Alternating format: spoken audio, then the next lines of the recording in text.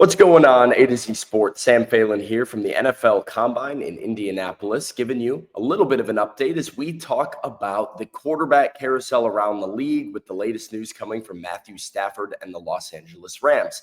I think Stafford's news has serious ramifications on the Tennessee Titans and what they do at quarterback, as well as some other QB-needy teams.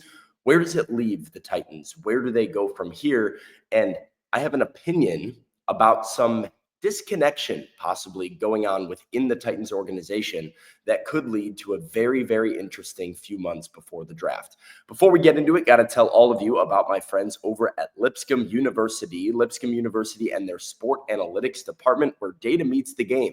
Analyze, strategize, and revolutionize at Lipscomb and turn your passion for sports into a profession in sports, going beyond the box score. You can get game-changing insights, career-defining skills, and get off the sidelines and into the action with Lipscomb's Sport Analytics program.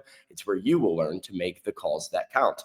I'm a Lipscomb alumni. I went to Lipscomb with a passion for sports, and thanks to their great faculty, their connections in the Nashville area, I was able to get a career in sports, something that I'm passionate about. You can too. At Lipscomb, they're not just watching the game, they're changing how it's played through innovative sport analytics program. Okay, Matthew Stafford and the Rams have come to an agreement on a restructured contract. Stafford will be back in LA. Kind of a surprise, I would say, for most people. There was starting to get this real feeling that Stafford leaving the Rams was a possibility. He had had conversations with Raiders owner Tom Brady. He had had conversations with the New York Giants. Both teams made pretty aggressive financial pursuits of Stafford. It was feeling like an imminent move for Stafford, which then opens up the quarterback job in Los Angeles and potentially somebody like Sam Darnold or Aaron Rodgers ending up there. And now we've sort of seen this domino effect just within the 24 hours since Stafford and the Rams came to an agreement. The Rams, obviously, out of the quarterback market, they have their guy back. And teams like the Raiders and the Giants are trying to pivot. The Giants reportedly are looking at Aaron Rodgers, which would be a hilarious end to Aaron Rodgers' career, to go from the Jets to the Giants because they're that desperate for a QB in New York. We don't really know where the Raiders are going to go. I think that they are a logical fit for Sam Darnold, given the amount of cap space that they have. And then you have the Tennessee Titans, who are sitting with the first overall pick. And I think Stafford going back to the Rams does help the Titans in many ways because it does create more of a premium on the two quarterbacks in this draft class. If you are the Giants or the Raiders and you know you need a QB, you are desperate to get a QB. Maybe you like Shedeur Sanders and Cam Ward, but maybe you're also okay with just paying a veteran. Well, the veterans that are on the market are becoming very few and far between. So I do think this elevates the price tag on the number one overall pick if you're trying to come up, because now the Titans can call your bluff a little bit. Now the Titans know, you've got a GM in Joe Shane who needs to find some answers in 2025 if he wants to keep his job. And yet I can't help but think about where it leaves the Titans. If you are the Titans right now, you essentially have two options at quarterback.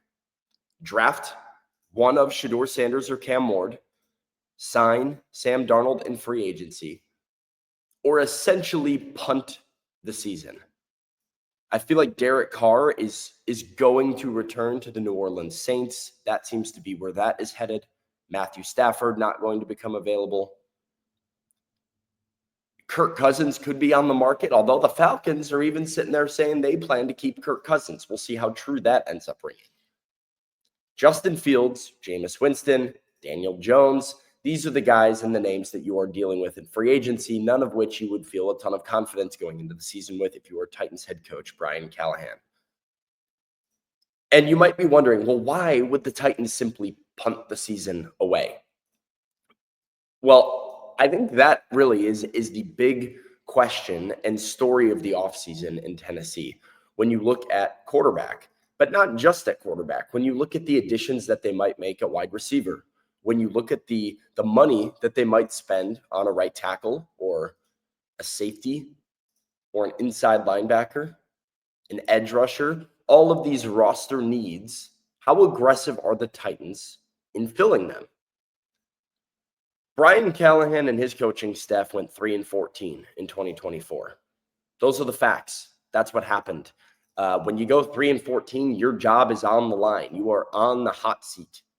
And I get the feeling, it doesn't take, any sort of expert or inside knowledge to get the feeling that if the 2025 season doesn't show significant improvement, Brian Callahan and his staff are going to be without a job. But I don't think the same urgency and leash is put on Mike Borgonzi. Because Mike Borgonzi comes in after the 3-14 season, because he inherits Brian Callahan and his staff, I do think Mike Borgonzi has the ability to get a little bit more comfortable. Brian Callahan and his staff might really want a quarterback at first overall because they like Shedeur Sanders or they like Cam Ward. And they know that that is their best path to saving their own jobs, having sustainability in Tennessee, and taking a swing. But does Mike Borgonzi feel the need to do that? I don't think so. He's the guy talking all about draft and develop. He's the guy talking about we need these top 100 picks. And he's right. To some extent, he is absolutely correct. The Titans don't have enough draft picks in the top 100 of the draft. You cannot have 2 picks in the first 2 days and expect to do this massive roster overhaul. But if you do that, if you settle for insert veteran quarterback here, Daniel Jones and free agency, and you bring back Will Levis, you sign Mason Rudolph, and you do a quarterback room of Jones, Rudolph, and Levis, and that's your competition for the year, you are all but resigning yourself to the fact that you're probably going to move on from your coaching staff and strip it down to the studs after 2025. And so that difference in timeline, and now with the Matthew Stafford news, the little number of veteran quarterbacks that are on the market, I think is going to be the storyline to watch for the Titans as we build up to the NFL draft. That's all for me today. Before I head out, I want to remind you to go check out my friends over at Lipscomb University and the Sport Analytics Department. Analyze, strategize, and revolutionize at Lipscomb. We'll be back later next week here on A to Z Sports with more content from Austin Stanley and Easton Freeze, recapping the crazy week of the NFL Combine live on the A to Z Sports morning show.